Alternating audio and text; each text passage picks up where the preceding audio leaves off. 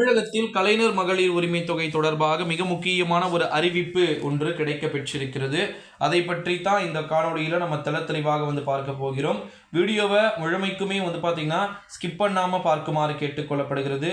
என்ன அறிவிப்பு நமக்கு கிடைக்க பெற்றிருக்கிறது அப்படின்றது தான் இந்த வீடியோவில் நம்ம தெளிவாக பார்க்க போகிறோம். குறிப்பாக சொல்ல வேண்டும் என்றால், நம்முடைய தமிழகத்தை பொறுத்த வரைக்கும் 2024ஆம் ஆண்டு நாடாளுமன்றத்துடைய தேர்தல் ஒரு வழியாக முடிந்தது.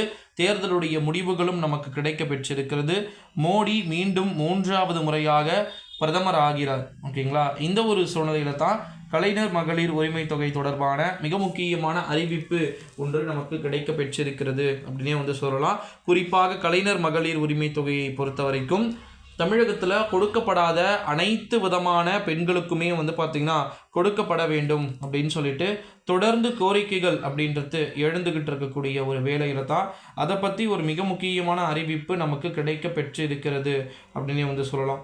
நம்முடைய தமிழகத்தை பொறுத்த வரைக்கும் 2024ஆம் ஆண்டு நாடாளுமன்றத்துடைய தேர்தலில் மிகப்பெரிய அறிவிப்புகள் வெளியாகும் அப்படின்னு சொல்லிட்டு எதிர்பார்க்கப்படுகிறது.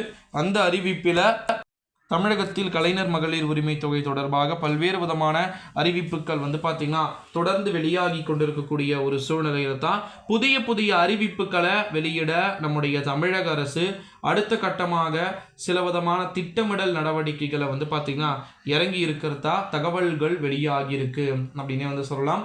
அதாவது சொல்லணும்னா, இப்போ இருக்கக்கூடிய கண்டிஷனில் நம்முடைய தமிழ்நாடு கவர்மெண்ட் பார்த்திங்கன்னா யார் யாருக்கு கொடுக்கப்பட போகிறாங்க, இந்த கலைஞர் மகளிர் உரிமை தொகை எந்தெந்த ஸ்கீம்ஸை யார் யாருக்கு எவ்வளோ அழகாக பண்ண போகிறாங்கன்றது ரொம்ப மிக முக்கியத்துவம் வாய்ந்த அறிவிப்பாக பார்த்திங்கன்னா பார்க்கப்பட்டு கொண்டு இருக்கக்கூடிய ஒரு சூழ்நிலையில் தான் 2024ஆம் ஆண்டு நாடாளுமன்றத்துடைய தேர்தல் ரொம்பவே மிக முக்கியத்துவம் வாய்ந்ததாக பார்க்கப்படுகிறது. ஓகேங்களா? ஸோ அந்த நாடாளுமன்றத்துடைய தேர்தலுடைய முடிவுகளின் அடிப்படையில் அனைத்தும் பார்த்திங்கன்னா கொடுக்கப்படலாம் அப்படின்னு சொல்லிட்டு எதிர்பார்க்கப்படுகிறதா நண்பர்களே.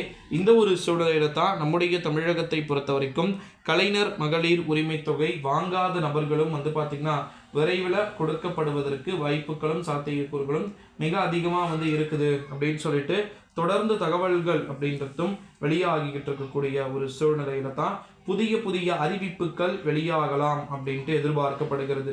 அதாவது கலைஞர் மகளிர் உரிமை தொகை தொடர்பான அறிவிப்புகள் புதிய அறிவிப்புகள் பார்த்திங்கன்னா கிடைக்கக்கூடும் அப்படின்னு சொல்லிட்டு எதிர்பார்க்கப்படுகிறதாம் நண்பர்களே. இன்னொரு அறிவிப்பு நமக்கு கிடைக்க பெற்றிருக்கிறது. என்ன அறிவிப்பு அப்படின்னு பார்த்திங்கன்னா, நம்முடைய தமிழகத்தை பொறுத்த வரைக்கும் 2024ஆம் ஆண்டு தேர்தலில் முழுமையான முடிவுகள் கிடைச்ச பிறகு கண்டிப்பாக அறிவிப்பாங்க எதிர்பார்க்கப்படுகிறது. ஸோ வெயிட் பண்ணி பார்க்கலாம்.